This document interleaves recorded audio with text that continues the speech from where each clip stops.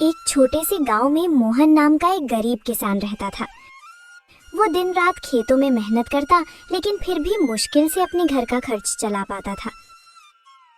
सुबह होते ही वो हल लेकर खेत में लग जाता, पसीने और चिंता के साथ अपनी जिंदगी को जैसे तैसे आगे बढ़ाता रहता। मोहन की पत्नी सरला एक सीधी साधी और समझदार महिला थी, जो हर हाल में घर संभालती थी। उसकी 2 बेटियां थीं। बड़ी बेटी गीता, जो समझदार और अच्छे स्वभाव की थी, और छोटी बेटी नीलम, जो चंचल और चालाक थी, लेकिन अपनी बड़ी बहन से बहुत ईर्ष्या करती थी। दोपहर का समय था।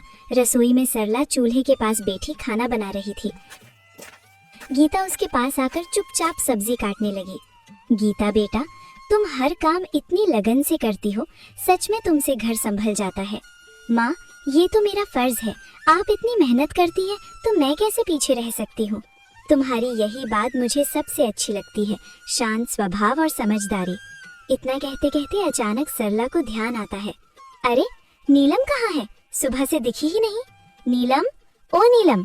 सरला जोर से आवाज लगाती है। कुछ पल सन्नाटा रहता है, फिर तेज कदमों की आवाज आती है। नीलम गुस्से और चिड़चिड़े अंदाज में रसोई में अंदर आती है। क्या है माँ, इतनी जोर जोर से क्यों बुला रही हैं? मैं कोई खाली नहीं बैठी थी। बात करने का ये तरीका है? मैं बस पूछ रही थी कि तुम कहाँ थी। नीलम हंसते हुए तंज में, आपको मेरी क्या चिंता होगी? आपको तो बस आपकी आदर्श बेटी गीता की ही फिक्र रहती है। गीता, नीलम ऐसा मत बोलो। नीलम गुस्से में बीच में काटते हुए, आप चुप ही रहो दीदी, हर वक्त अच्छी बनने का नाटक मत किया करो। सबके सामने सीधी साधी बनती हो और सारी तारीफें भी तुम ही ले जाती हो। नीलम, बस करो नीलम, ये जलन तुम्हें गलत रास्ते पर ले जा रही है। हाँ, जलन है मुझे, क्योंकि मुझे हमेशा आप दोनों के बीच में छोटा और बेकार महसूस कराया जाता है। आप दोनों को तो बस एक दूसरे की अच्छाई ही दिखती है। दोपहर की तेज धूप खेतों पर चमक रही थी। मोहन अपने खेत में हल चला रहा था। उसके कपड़े पसीने से भीग चुके थे, लेकिन वो बिना रुके काम करता जा रहा था। चारों तरफ सन्नाटा था, बस बैलों की धीमी चाल और हल्की मिट्टी चीरने की आवाज सुनाई दे रही थी। थोड़ी देर बाद मोहन रुका, अपने माथे का पसीना पोंछा और आसमान की ओर देखने लगा। हे भगवान, इस बार तो दया कर देना। हर साल की तरह इस बार भी अगर फसल खराब हो गई ना, तो घर जलाना मुश्किल हो जाएगा। बच्चों की जिम्मेदारी है, घर का खर्च है, कब तक यूं ही जैसे तैसे चलता रहेगा। वो गहरी सांस लेकर फिर आसमान की ओर देखता है। बस भगवान, इस बार कोई मुसीबत मत आने देना। बारिश समय पर हो जाए, फसल अच्छी हो जाए, ताकि मेरे बच्चों को थोड़ा अच्छा जीवन दे सकूं। इतना कहकर वो फिर से काम करने लगता है। से कोई आवाज लगाता है। अरे मोहन! मोहन मुड़कर देखता है। उसका दोस्त रामलाल उसकी तरफ आ रहा होता है। क्या बात है भाई, आज तो बड़े सोच में डूबे हुए लग रहे हो। क्या बताऊं रामलाल, किसान की जिंदगी ही ऐसी है। मेहनत तो पूरी करते हैं, लेकिन सब कुछ ऊपर वाले के हाथ में होता है। बिल्कुल सही कहा तुमने। इस बार तो मौसम भी कुछ ठीक नहीं लग रहा।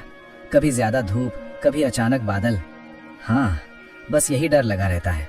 अगर समय पर बारिश नहीं हुई तो सारी मेहनत बेकार चली जाएगी।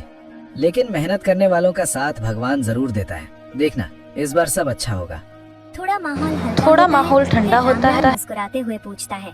अच्छा छोड़ो ये सब, बताओ घर पे सब कैसे हैं? भाभी जी और तुम्हारी दोनों बेटियां कैसी हैं?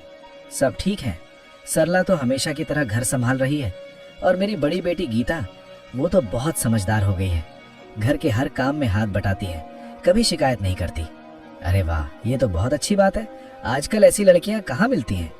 हाँ, लेकिन छोटी वाली नीलम, उसका स्वभाव थोड़ा अलग है।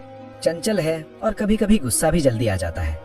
समझाने की कोशिश करता हूँ, लेकिन उम्र भी तो ऐसी है। कोई बात नहीं मोहन, धीरे धीरे सब समझ आ जाता है। बच्चे हैं, समय के साथ सीख जाते हैं। बस यही उम्मीद है कि दोनों बेटियां सही रास्ते पर चलें और खुश रहें। बाकी भगवान की मर्जी। दोनों कुछ पल के लिए खेत की तरफ देखते, फसल, मिट्टी और अपने संघर्ष भरे जीवन को।